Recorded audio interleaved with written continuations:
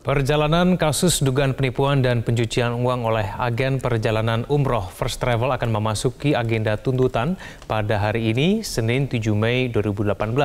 Sidang ini memberikan harapan besar kepada para korban calon jamaah umroh agar hukum dapat ditegakkan dan kerugian dapat dikembalikan. Untuk membahasnya lebih dalam, telah hadir bersama kami di studio ada Altwin Rahardian, pengacara korban First Travel. Bang Altwin, selamat pagi, terima kasih telah hadir bersama kami di Metro Pagi Prime Time. Bang Altwin, hari ini adalah sidang pembacaan tuntutan. Apa harapan dari korban dalam sidang ini? Ya, tentunya kita sama-sama hari ini akan menyaksikan tuntutan dari JPU. Ya. Harapan besar korban ini tentu mendapatkan rasa keadilan, ya, khususnya para pelapor yang semenjak awal dia sudah banyak energi yang keluar, ya, selain tadi kasus penipuannya, juga dia harus bolak-balik proses pelaporan dan lain sebagainya. Sehingga jamaah ini berharap karena ini korban yang sempurna dan First Travel ini melakukan kezaliman yang luar biasa, sehingga kita berharap ini bisa tuntutan ini bisa maksimal, ya.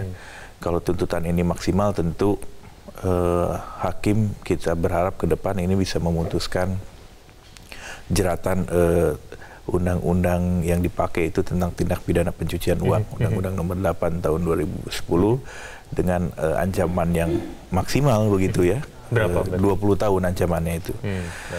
Gitu. Nah, berikutnya para jamaah dan korban berharap ketika kemudian ini hari ini bertuntutan, tapi berharap juga dalam tuntutan bisa masuk bahwa aset yang disita itu tidak lagi nanti dikembalikan kepada negara, tapi langsung bisa kembali kepada korban. Begitu. Itu yang diharapkan. Bang Altwin, kalau kita cermati mengenai dakwaan, kan ini mengenai pencucian uang. Apakah memang dakwaan ini memang sudah sesuai dengan keinginan dari korban sendiri sebetulnya? Ya, tentu kalau untuk korban dari awal kan tidak mau sebetulnya dan tidak pernah memimpikan kejadian seperti ini.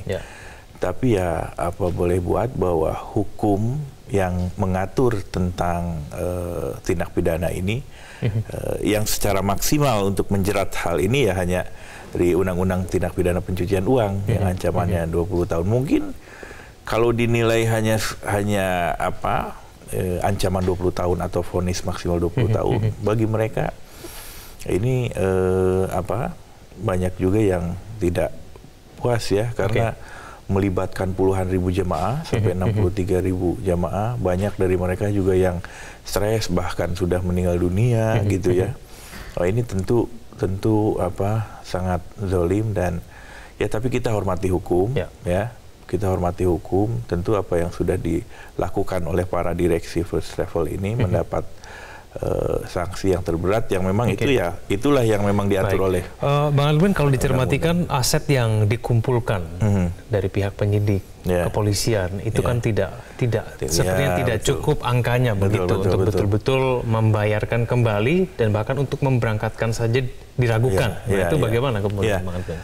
Kerugian ini kan sampai 900 miliar lebih, ya. Aset yang disita tentu tidak berbanding lurus dengan nilai kerugian. Itu pun juga dari mulai aset tanah, terus kemudian rumah, mobil, uang cash dan lain sebagainya. Ini pun sampai sekarang belum jelas listnya seperti apa. Ya, tapi kemarin saya bicara dengan jaksa, ya 100-200 miliar, tapi kemudian itu pun juga berbentuk lain. Bisa jadi begitu, tapi ini masih belum jelas. Artinya jauh lah itu kalaupun kita perbandingkan dengan jumlah nilai kerugian. Nah, itulah kemudian yang didiskusikan oleh para jamaah, ya, di antara mereka. Buat mereka ya tentu yang paling penting ada pertanggungjawaban dari First Travel, pertanggungjawaban hukum. Mereka dihukum nih. Yang kedua, aspek keperdataannya, aspek kemudian ganti rugi, ataupun apa yang mereka sudah bayarkan itu bisa kembali. Nah, tentu tidak bisa memenuhi keinginan semua, karena ini juga musibah, ya kan? Nah nanti seperti apa yang jelas mereka berharap ada yang kembali atau kemudian aset ini dikelola secara baik. Dikelola secara baik oleh pengurus, katakanlah begitu, pengurus jamaah First Travel yang ditunjuk, yang menjadi representasi jamaah, sehingga ke depan bisa memikirkan atau dibuat usaha begitu, ya, dan satu demi satu, meskipun jangka waktunya panjang, itu bisa memberangkatkan para jemaah. Bang Alvin, supaya calon jemaah lain tidak menjadi korban dari agen travel yang sebetulnya kan tidak hanya First Travel yang diduga melakukan penipuan, ya. Kira-kira modus-modus seperti apa yang mungkin bisa dicermati supaya jemaah tidak seperti korban First Travel? Ya, ini sebetulnya penanganannya juga harus dari hulunya. Menurut saya juga peran pemerintah dalam hal ini, Kemenag, harus lebih proaktif, harus lebih bisa bertanggung jawab. Karena begini, bukan hanya First Travel, setelah First Travel ada lagi.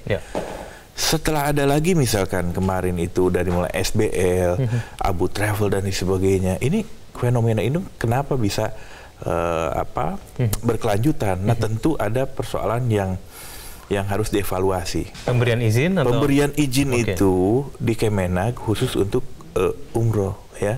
Kadang-kadang pengawasannya tidak berjalan cukup baik, seperti halnya First Travel. Belum dia menyampaikan audit keuangan. 2016 itu kan per 3 tahun izin itu. Nah, keluar izin baru tuh 2016. Izin keluar tanpa dia menyertakan audit keuangan kepada Kemenag, tapi dia mengeluarkan izin. Menurut saya ini juga harus diusut lebih lanjut. Ya, Kemenag harus bertanggung jawab penuh terhadap fenomena seperti ini, pengawasan. Di sisi lain, masyarakat juga jangan mudah untuk tergiur, karena tidak logis berangkat ke Tanah Suci umroh dengan biaya yang di bawah 15 juta misalkan. Ini modus yang digunakan First Travel itu? Ya itu iming-iming umroh murah, iming-iming umroh murah, paket-paket murah, dengan mendapatkan fasilitas yang sama, bintang 4, bintang 5 dan sebagainya. Sehingga itu akan menyerap banyak calon jamaah, ya. Mereka sangat tertarik begitu, apalagi beberapa orang ini sengaja diprioritaskan dan difasilitasi betul selayaknya mendapat fasilitas bintang 5. Nah itu kan misalkan dari 5.000 yang masuk, 100 orang ini diservis habis-habisan. Sisanya? Sisanya itu tidak diberangkatkan, menjadi korban. 100 orang inilah yang kemudian secara tidak langsung dia mempromosikan. Oh ini loh, kita nih First Travel bagus. Nah, Bang Alvin, ini kan kemudian dari terdakwa yakin bahwa dia akan mampu mengembalikan dan bahkan memberangkatkan jamaah umroh. Nah ini tanggapan dari korban sendiri seperti apa? Masih percaya tidak kalau misalnya terdakwa berusaha untuk meyakinkan jaksa dan juga hakim? Dari awal mereka ini sudah banyak berbohong, ya, dan niatnya kalau kita melihat di pengadilan itu semuanya terungkap. Ini memang kejahatan menurut saya yang sudah direncanakan. Ini karena apa? Tidak logis, ya. Seorang si Andika itu yang sekarang dijerat itu, dia mendapatkan gaji 1 miliar per bulan, istrinya 500 juta dan sebagainya. Ini hal-hal yang tidak logis. Sementara dia memasang paket umroh yang paket murah. Artinya mereka sudahlah hentikan omong kosong, memberangkatkan dan sebagainya. Mereka toh juga memang dari awal meniat nipu ini gitu kan. Dan tidak lagi jamaah kita harapkan terbuai oleh pembicaranya, sehingga kadang-kadang itu menjadikan jamaah di tak konflik, ya. Yang satu ingin Andika kenapa dia diproses hukum, kalau enggak kan dia bisa menyelesaikan, padahal tidak seperti itu, ya. Dia bisa kabur kapanpun, apalagi sudah ada investasi di London dan lain sebagainya. Jadi apapun dalilnya? Apapun dalilnya itu sudah omong kosong dan tidak mungkin menurut saya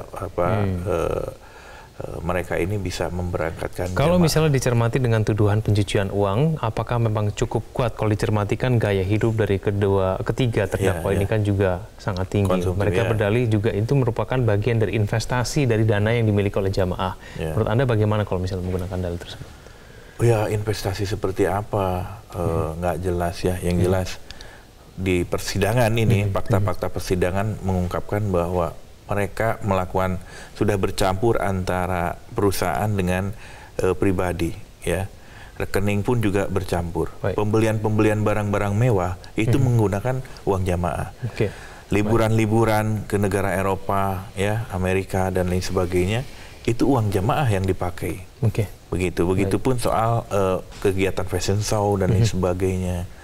Kan PPATK pernah ada data dari PPATK masuk ke satu mall, ya, dalam satu mall ada toko, dari toko geser ke toko sebelahnya itu transaksinya 1,8 miliar. Nah, hal-hal itu yang kemudian mereka ini sangat zalim luar biasa, dan ini kejahatan yang luar biasa menurut saya. Korban pun merupakan korban yang sempurna.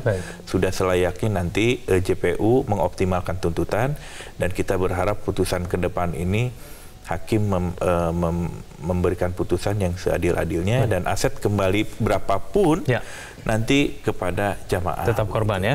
Baik, kita akan tunggu kira-kira nanti bagaimana jalannya sidang. Terima kasih Bang Alwin telah bergabung sama kami di Metro Pagi Prime Time.